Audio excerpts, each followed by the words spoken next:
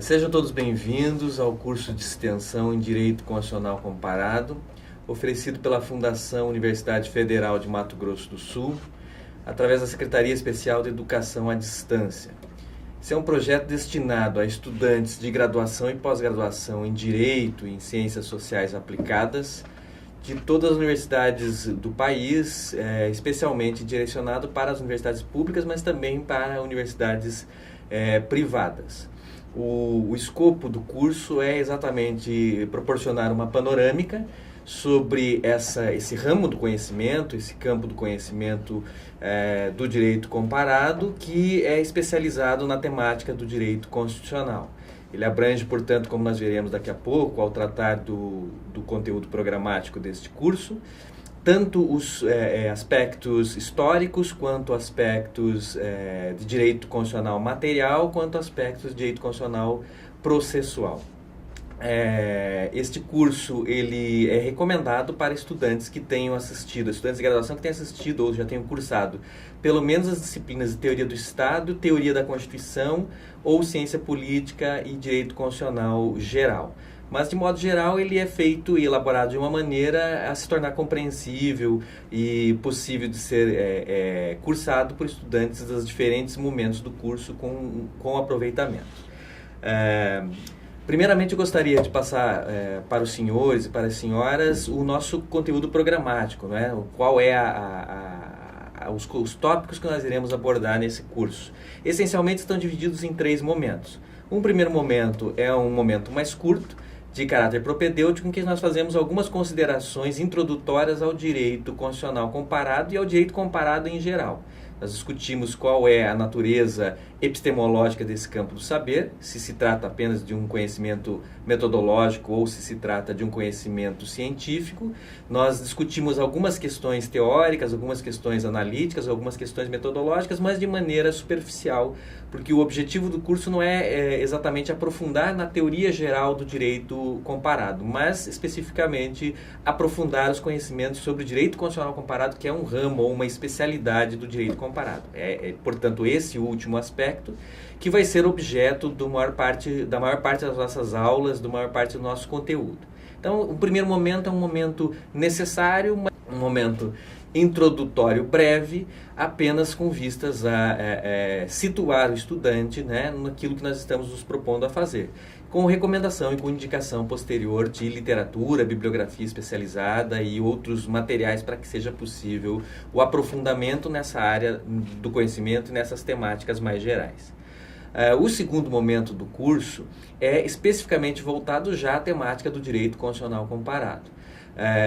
Por razões didáticas e pedagógicas, nós fazemos um recorte. Esse segundo momento é um momento em que nós estudamos o direito constitucional comparado, principalmente de um ponto de vista histórico e principalmente nos seus aspectos materiais. Então, nós vamos estudar as principais experiências constitucionais, né, que existiram no constitucionalismo moderno, a partir de aspectos principalmente que dizem respeito a questões que são consideradas materialmente constitucionais, como, por exemplo, a característica das constituições modernas de cada sistema ou de cada experiência constitucional, as características dos órgãos do Poder Legislativo e do Poder Executivo que são organizados por essas constituições, se existe ou não existe rol de direitos e garantias fundamentais e qual o teor desse rol de direitos e garantias fundamentais, qual o tipo de separação dos poderes contemplado, enfim, qual o sistema de governo, a forma de Estado, aspectos mais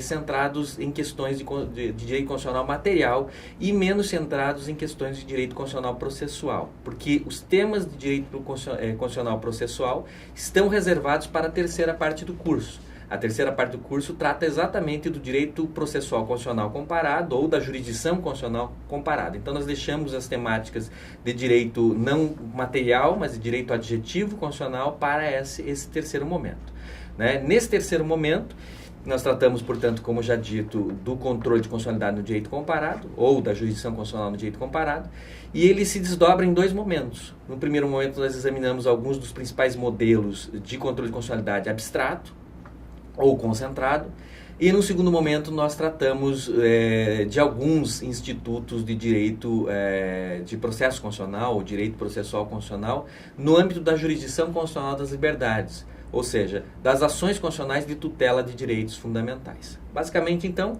nós temos um primeiro momento propedêutico, introdutório, um segundo momento em que nós trataremos especificamente do direito constitucional material, de uma perspectiva histórico-comparativa, e num terceiro momento nós teremos um momento em que estudamos o direito constitucional processual comparado, estudando jurisdição constitucional em diferentes sistemas políticos, sistemas judiciais e assim sucessivamente. Esse é o nosso propósito. É preciso, antes de prosseguir, também esclarecer que a nossa perspectiva é necessariamente histórico-comparativa. De certa maneira, adiantando um pouco parte dos temas que nós trataremos na parte introdutória do curso, não há como fazer direito comparado, não há como fazer pesquisas em direito comparado sem que haja um recurso bastante intenso à história do direito. Então, de certa maneira, aqui, muitos conteúdos vão ser conteúdos de direito constitucional comparado e muitos conteúdos vão ser também conteúdos de história da Constituição ou história do constitucionalismo, na medida em que esses dois campos do saber são indissociáveis. A perspectiva do direito comparado normalmente é sincrônica, ela leva em consideração sistemas jurídicos constitucionais vigentes no momento presente, no momento atual, mas ela não prescinde de uma perspectiva diacrônica, de uma perspectiva histórica, e nós teremos que recorrer, portanto, de maneira bastante intensa a essa perspectiva histórica, na medida em que ela permite compreender como os sistemas constitucionais foram se estruturando, como as instituições constitucionais foram se desenvolvendo e de que forma esses sistemas tiveram a configuração, a conformação que acabaram por assumir. E também de que modo esses sistemas influenciaram outros sistemas. Então também é um pouco um trabalho de compreensão de uma genealogia dos sistemas constitucionais. Quais são os sistemas constitucionais que surgem primeiro e de que modo esses sistemas vão se desenvolvendo posteriormente e vão influenciando outros sistemas, vão criando outros sistemas que vão se autonomizando e desenvolvendo suas próprias características, suas próprias instituições. Então, a perspectiva do curso é exatamente uma perspectiva comparativa e também histórica, né? Uma perspectiva histórico-comparativa. Dito isso, né, e dadas as boas-vindas aos cursistas, nós começamos então com o primeiro ponto, que é essa introdução breve, né, uma brevíssima introdução ao direito comparado. Do que é que trata o direito comparado? O que é isso? Essa é uma velha discussão dentro do campo do conhecimento jurídico, dentro da ciência jurídica, né? Durante muito tempo se considerou o direito comparado como um simples método e não como uma disciplina científica. Muitos autores perfilhavam, principalmente os autores mais antigos, essa perspectiva, entendendo que não havia exatamente uma disciplina científica, um ramo da ciência jurídica que se chamasse direito comparado, ou que correspondesse ao direito comparado, mas que simplesmente o direito comparado era um método comparativo aplicado aos estudos jurídicos. Então ele não teria o status, né, na visão desses autores, de uma disciplina científica. Ocorre que, melhor examinada essa questão, parece assistir razão àqueles autores que entendem que, em realidade, o direito comparado, em geral, é uma disciplina científica, um ramo da ciência jurídica. E isso por algumas razões bastante óbvias, bastante elementares. Ele possui um campo de estudo delimitado, ele possui métodos e técnicas de investigação e de pesquisa específicos, ele possui cadeiras e disciplinas em cursos de graduação e pós-graduação no mundo todo, ele possui institutos científicos, periódicos científicos, obras de elevado teor científico publicadas há muito tempo. Então parece um pouco preconceituoso, um pouco equivocado, na minha opinião, deixar de reconhecer o estatuto epistemológico do direito comparado. O direito comparado, em meu ponto de vista, é uma ciência, do mesmo modo que entendem diversos autores, como no exterior, por exemplo, o professor Marc Ancel, no Brasil, o professor Ivo Dantas e diversos outros. É uma ciência na medida em que preenche todos os requisitos para tanto. Tem um objeto específico, que é exatamente a pesquisa dos sistemas jurídicos, sejam em sentido amplo, sejam em sentido estrito, ou seja, são sistemas jurídicos como agrupamentos de famílias que têm elementos estruturais comuns e origens comuns, ou como o estudo de sistemas jurídicos nacionais, né? Sempre a partir de uma perspectiva comparativa. Um outro aspecto fundamental para entender o estatuto epistemológico do direito comparado, né, enquanto disciplina científica, é exatamente frisar o fato de que não existe um único método comparativo. A estrutura lógica da comparação é uma estrutura simples, em que se trabalha com comparandum, que é o elemento que vai ser comparado, comparatum, que são os elementos que serão comparados a esse primeiro elemento, e o chamado termo a comparar, não é? Tertium comparationis. Então a estrutura lógica da comparação, ela é a mesma, é uma estrutura simples. Mas, no entanto, foram desenvolvidos ao longo do tempo diversos métodos comparativos, né? Vários autores se dedicaram a esse tema, né? E identificam pelo menos 3 ou 4 métodos distintos que demonstram que o direito comparado não é um método único, um simples método de estudo comparativo, mas, na verdade, ele corresponde a uma pluralidade metodológica. Existem o método técnico comparativo, comparativo descritivo, estrutural comparativo e assim por diante. Então, efetivamente, é uma visão tanto quanto reducionista entender que o direito comparado é um mero método, não uma disciplina científica. Mas esse é um entendimento bastante difundido também. De qualquer modo, remete-se o cursista que esteja interessado em aprofundar o conhecimento sobre esses aspectos à literatura especializada.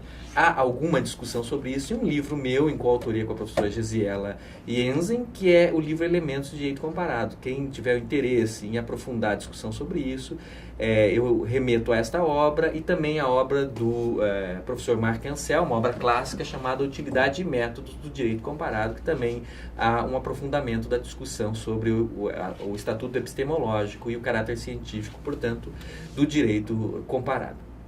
Além disso, algumas questões históricas também, né? O direito comparado ele surge como disciplina científica a partir do século XIX. É a partir do século XIX que há um desenvolvimento efetivo disso enquanto disciplina científica.